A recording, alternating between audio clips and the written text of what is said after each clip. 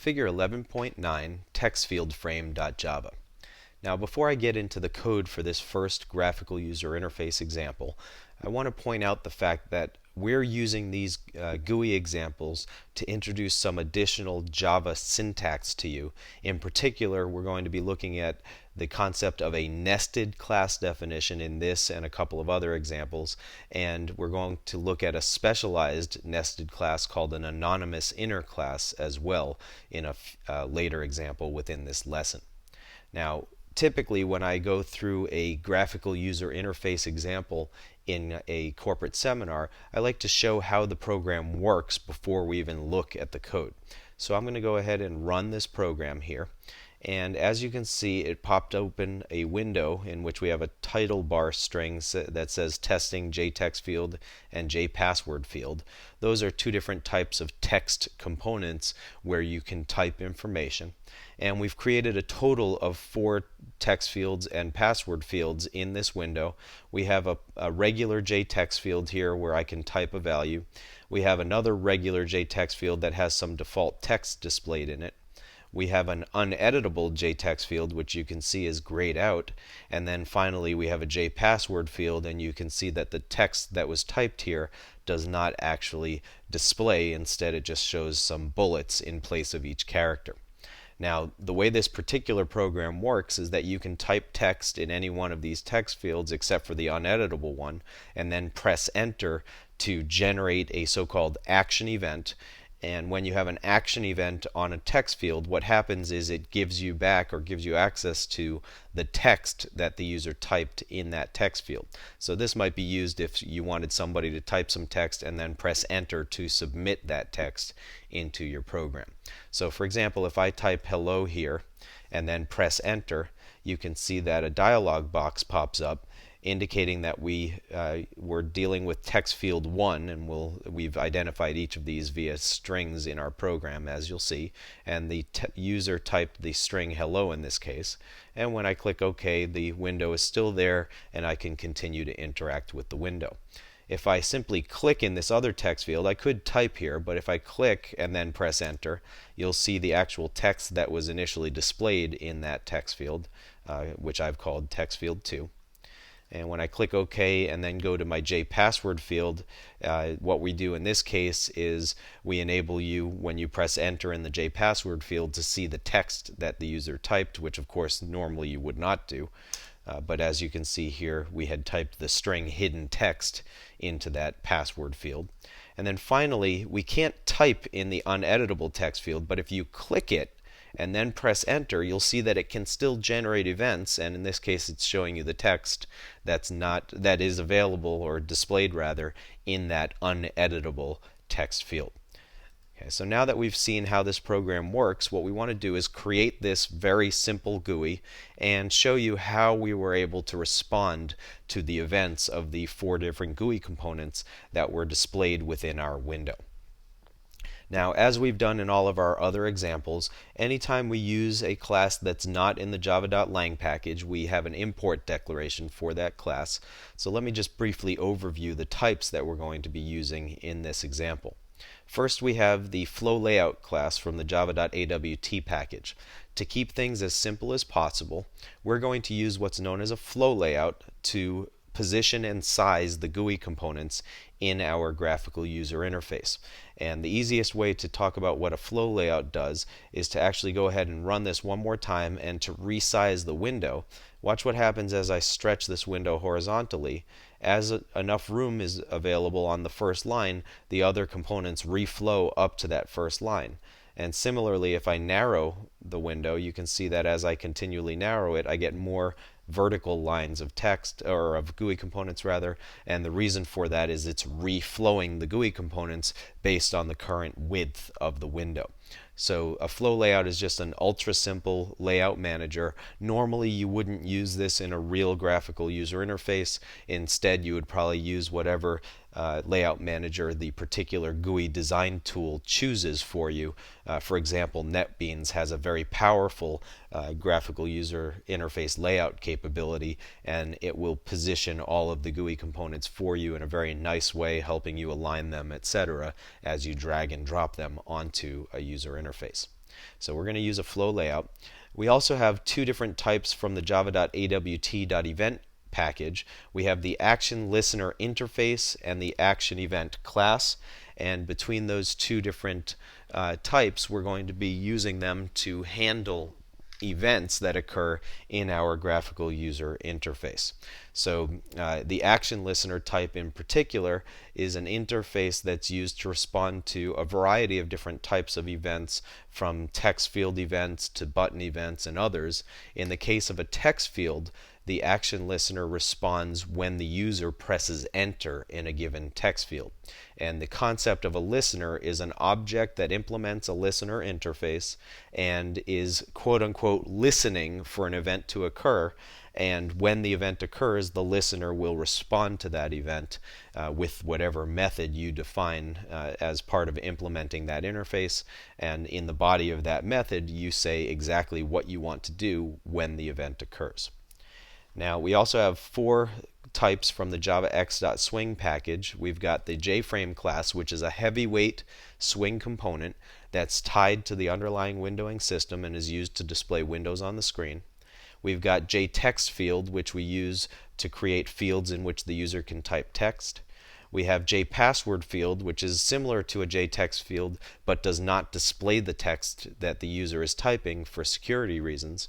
And then we also have a class called JOptionPane, which provides a bunch of static methods for displaying predefined dialog boxes, such as one called a message dialog that helps you display a message to the user of your application. And we saw those dialogs being displayed every time I pressed enter in a particular text field.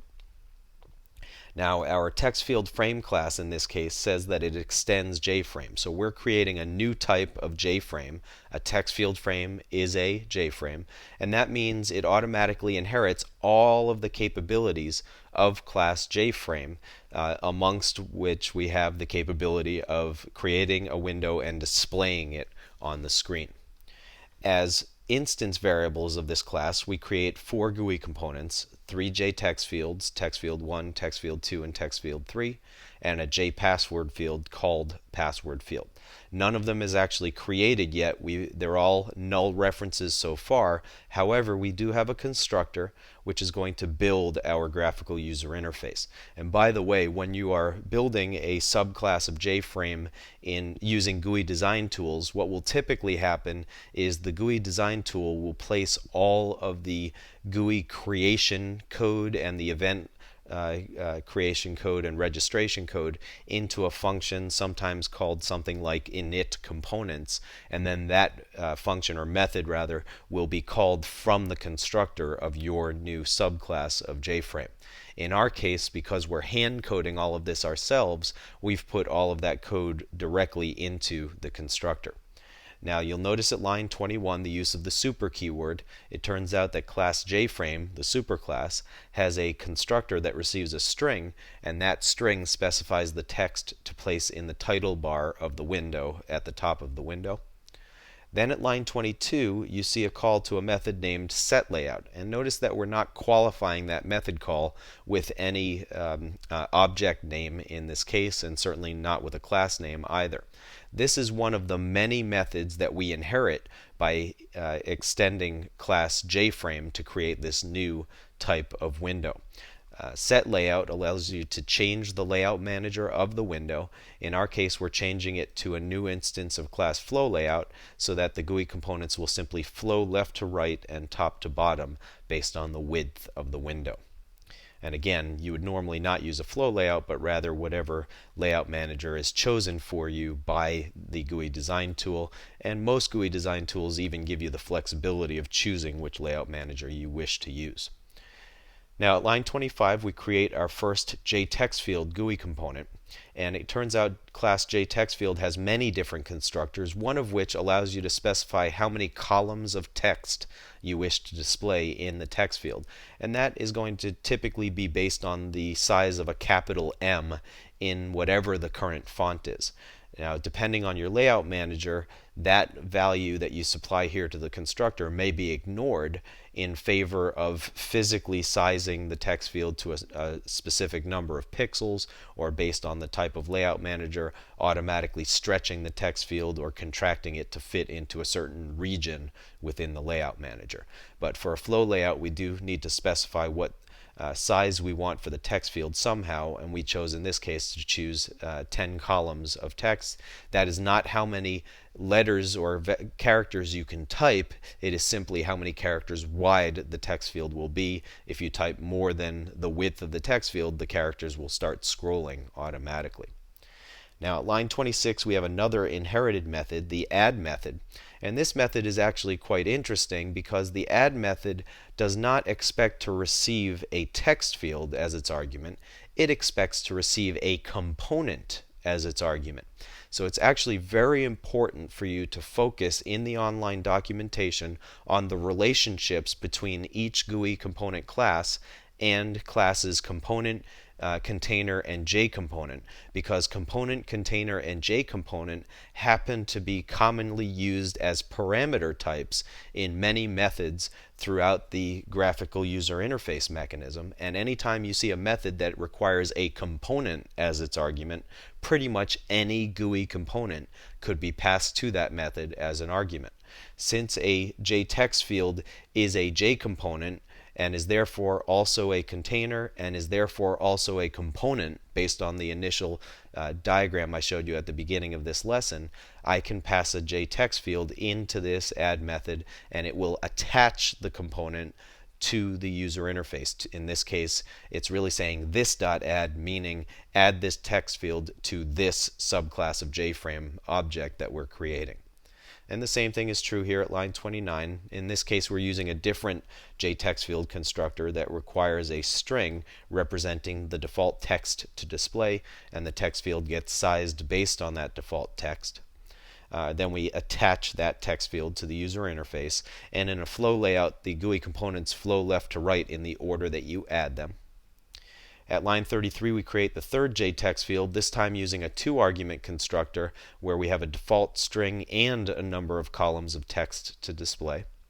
And then we also tell that text field to set its editability to false, meaning the user can't type in that text field, and when it's not editable, the text field automatically grays itself out as a visual way of indicating it's uneditable. We then attach that text field to the user interface. And finally, we create a JPassword password field, and we did give it some default text, which is not normally the case for a password field. However, you can give it default text, and when that text gets displayed, because it's a password field, all of the characters in the string are replaced by bullets. And even if you type the text, they will be replaced by bullets as well. So we create our JPassword field, and then we attach that to the user interface as well. Now, just because you have GUI components attached to your user interface does not give you the ability in Java to respond to events created by those GUI components, or I should say created by interactions with those GUI components that are initiated by the user of the application. If you would wish to handle an event, you must explicitly tell the GUI component that you are registering a specific object to handle that GUI component's specific event. And in this case, at the end of our constructor, we are actually setting up our event handlers. First, we create an object of a class called TextFieldHandler. You can see that class defined at line 50, and we'll talk about that in just a moment. It is a special type of class called a nested class. But a text field handler, as you can see on line 50, implements action listener. So it is a specific type of event handler. It knows only how to respond to so-called action events, and an object of this class can listen for action events. Now, it turns out that text fields and JTextFields and JPassword fields have a method named addActionListener, which is used specifically to register listeners that listen for the action event on a text field or a password field. And that, again, that action event is when the user presses enter while a given text field has the focus, quote unquote, and the focused GUI component is the one that the user is currently interacting with. So whichever GUI component has the focus, when I press enter in that text field or password field in this example, the action event occurs for that GUI component, and if we've registered an action listener for that GUI component, it will then be notified of the event that just occurred so that we can respond to that event. And you'll notice here that for each of the different GUI component types, we have a call to add action listener. We have 3 JText fields and then a JPassword field as well. And in every case, we're giving it the same object called handler that we defined at line 42. So basically what we're saying is regardless of which of these text fields or password fields the user presses enter in, the same object called handler will respond to all of their events. Now let's take a look at the class TextField handler, which is defined for the very first time as a nested class within our TextFieldFrame class. So you'll see lines 50 through 80 are a class definition, and here is the end at line 81 of the main class that we're defining in this file, the TextFieldFrame class. Now, a nested class, first of all, is special in that you can declare nested classes public, private, protected, even static as well. In this case, we have a private nested class, and what we're indicating by making it private is that we intend for this class to be used only internally within the TextFieldFrame class. So it's so tightly coupled with class TextFieldFrame that we don't even want anybody else who might know about my class TextFieldFrame to know that there is a nested class called TextFieldHandler. Now, any class that's going to respond to a user interface event has to implement the appropriate listener interface. And after we get through this example, I'm going to talk in more detail about the event handling mechanism in Java and talk to you about how you figure out what the appropriate event listener interface is for a given GUI component. But for now, let me just tell you that for JText fields and JPassword fields, one of the common event listener interfaces that you will use is the action listener interface to respond when the user presses enter in a text field. Now, the action listener interface, as we go to the online documentation here, the action listener interface has in it just one method that you have to implement. Action listener is in the java.awt.event package, and when I pull up that interface and go to its method descriptions, you'll see that there's just one method in the summary, and in the method detail down here you can see that the first line of this method is a method called actionPerform that returns nothing and receives an action event parameter. So if we're going to create a class that says it implements the interface action listener, we must define this method. And by the way, it's probably not a bad idea for you to literally copy this code right out of the online documentation and just paste it into your source code if you're doing this by hand. That way you don't accidentally mistype it when you create the method. Now, we do have to make it public because by definition all methods in an interface are public abstract methods. So we've added the public keyword here, and you can see that it's a void return type. Action performed is the name of the method, and it receives an action event. I like to call my action event parameter event. Actually, I like to call any of my event parameters event, but it is not uncommon to just use the letter E here as well. So we have a TextField handler class that implements action listener. We don't say extends here, but even nested classes can extend other classes, and once again, if you don't say extends, your class will extend object by default. Now, inside the body of the event handling method is where you say what you wish to do when this listener is told that an event occurred. So what we're doing is declaring a local variable of type string called string with a lowercase s and setting it to the empty string. Then we have a nested if-else statement where we check to see if the source of the event was a specific GUI component.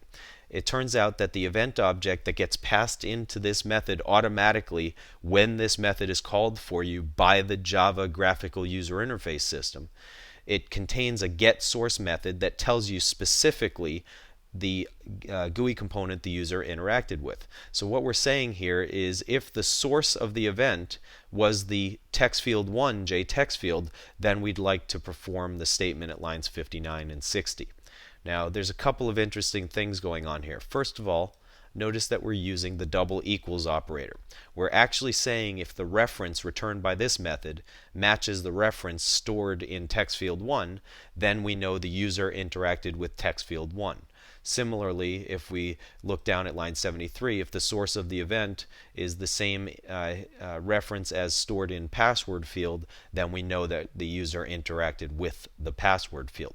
So we're doing a reference comparison to figure out which GUI component the user interacted with, and then based on whether or not we have a true comparison, we have a particular statement that will be executed based on that. So the other thing that's interesting here is we're using a variable, TextField1 or TextField2 or TextField3 or password field, that was not defined in this method and was not defined in this nested class either. It turns out there's a special relationship between a nested class and its outer class. The nested class can see all of the outer classes' data and methods, and that includes the private data and private methods of the outer class. So if we go all the way back to the top of this file, you can see that the outer class declared 4 private pieces of data: TextField1, TextField2, TextField3, and password field. These are all references to the GUI components that we are placing on our customized JFrame class, and I can use those 4 variable names directly in this nested class definition to help me with my event handling. So if the event was generated by the TextField1 object, by the user interaction with that object, we will set the string variable to the result of this string.format call that includes the string TextField1, so we know which GUI component we interacted with, and then a %s specifier where we place the result of event.getAction command. This is another method built into the action event object, and depending on what type of GUI component the user interacted with, this method returns different information. In the case of a text field, it's going to return the text that was in the text field at the time the user pressed enter. In the case of a button, which we'll learn about in a subsequent example, it would actually return the text on the button itself if that was something that was of interest to you in your application. Down at line 63, we check for the event to see if the source was the TextField2 object. If so, we have a customized string that includes TextField2. If the event was generated by the TextField3 object, then we'll have a customized string with TextField3 in it. And finally, if the event source was the password field, we're also going to create a customized string with password field in it. However, it turns out that the JPasswordField class does not give you direct access to the string in the text field or in the password field in the same manner as regular text fields. What it gives you back is, via this getPassword method, an array of characters which you can then convert into a new string by passing the array of characters to the string class constructor. We then take that new string and display it in this case, or format it in this case. And then finally, after our nested if-else structure, we have one last statement in our event handler that says, call the JOptionPane class's static method named showMessageDialog, which displays a customized dialog with a message in it. And that version of the method takes 2 arguments. The null argument actually is used to help determine the positioning of this dialog box on the screen. If it's null, for the first argument, the dialog is centered on the screen. On the other hand, if the argument that we pass as the first argument here is a reference to the parent window, then the dialog box gets centered on the parent window. And then separately, the message displayed in the dialog box is the second argument. And we already showed you the functionality of this example. In the next part of the lesson, we're going to talk in more detail about how this event handling mechanism actually works.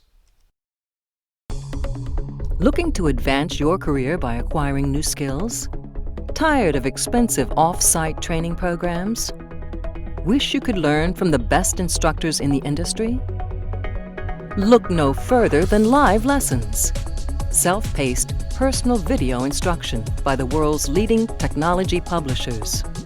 Each live lesson comes with a DVD featuring 3 to 4 hours of instructor-led classroom training, sample program code that allows you to work along with your personal instructor, and an example-rich study guide.